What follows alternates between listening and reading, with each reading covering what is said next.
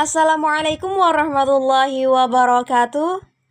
Kali ini kami akan mempresentasikan mengenai strategi pembelajaran Discovery Learning pada mata kuliah pembelajaran berdiferensiasi. Adapun anggota kelompok kami yakni yang pertama Atailah, yang kedua Eka Novida Wulansari, yang ketiga Feni Fajriani, yang keempat Sari Mahmuda, dan yang kelima Selvia Novita Juniarti.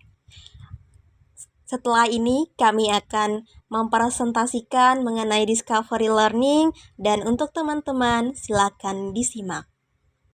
Baiklah, saya Atailah akan menjelaskan pembelajaran berdiferensiasi. Pembelajaran berdiferensiasi adalah strategi proses belajar mengajar yang mengakomodir, melayani, dan mengakui keberagaman peserta didik dalam belajar sesuai dengan kesiapan, minat, dan preferensi belajarnya. Pada pembelajaran berdiferensiasi, siswa dapat mempelajari materi pelajaran sesuai dengan kemampuan, apa yang disukai dan kebutuhannya sehingga mereka tidak frustasi dan merasa gagal dalam pengalaman belajarnya.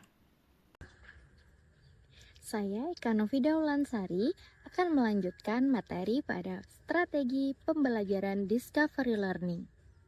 Discovery Learning merupakan model pembelajaran yang menemukan suatu konsep pada proses pembelajaran yang bertujuan untuk menggali potensi peserta didik, agar peserta didik dapat berperan aktif dalam proses pembelajaran.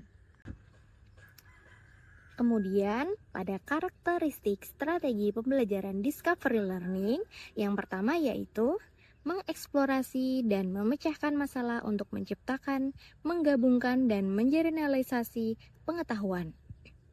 Yang kedua, berpusat pada siswa. Yang ketiga, kegiatan untuk menggabungkan pengetahuan baru dan pengetahuan yang sudah ada. Langkah-langkah penggunaan strategi Discovery Learning. Yang pertama, pemberian rangsangan atau stimulation. Pada tahap ini, stimulasi fungsinya adalah untuk menyediakan kondisi interaksi belajar. Stimulasi dilakukan dengan melakukan teknik bertanya dengan peserta didik untuk mendorong eksplorasi dan ide-ide. Yang kedua, identifikasi atau problem statement.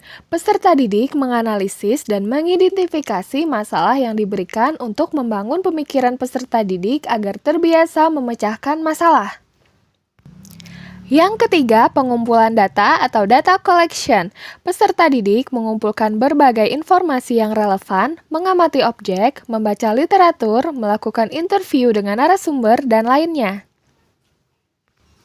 Yang keempat, pengolahan data atau data processing.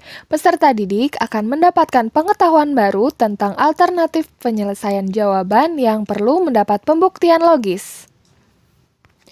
Yang kelima, pembuktian atau verification.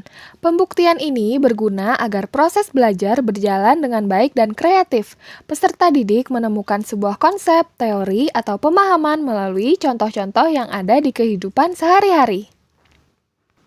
Yang terakhir, menarik kesimpulan atau generalization.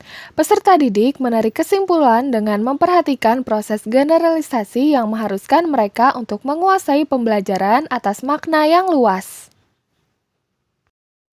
Kelebihan strategi pembelajaran Discovery Learning adalah 1. Peserta didik menjadi lebih aktif dalam pembelajaran. 2. Peserta didik dapat menjadi lebih percaya pada diri sendiri dengan proses menemukan sendiri. 3. Peserta didik dapat mengembangkan kesiapan serta penguasaan keterampilan dalam proses kognitif. 4. Memberikan kesempatan kepada peserta didik dalam melakukan eksperimen. 5. Membangun pengetahuan berdasarkan pengetahuan awal yang telah dimiliki peserta didik. Kelemahan strategi pembelajaran Discovery Learning adalah 1. Membutuhkan waktu yang lebih lama dan butuh persiapan yang lebih baik sebelum menerapkan model ini. 2. Memungkinkan munculnya miskonsepsi jika PBM tidak dirancang secara menyeluruh. 3. Tidak efektif kepada jumlah peserta didik yang terlalu banyak. 4. Memerlukan analisis materi dan konsep yang detail. Contoh penerapan strategi pembelajaran discovery learning. Saat peserta didik diminta untuk menemukan sendiri bagaimana lilin bekerja, mereka akan melakukan pengamatan sederhana, kemudian membuat ide dan hipotesis yang akan diuji. Di sini, guru berperan untuk mendukung pembelajaran, lalu menjelaskan pembakaran dalam kimia dasar berdasarkan hasil penemuan peserta didik. Itu tadi penjelasan dari kelompok kami mengenai strategi pembelajaran discovery learning dan semoga bermanfaat. Kami ucapkan terima kasih. Wassalamualaikum warahmatullahi wabarakatuh.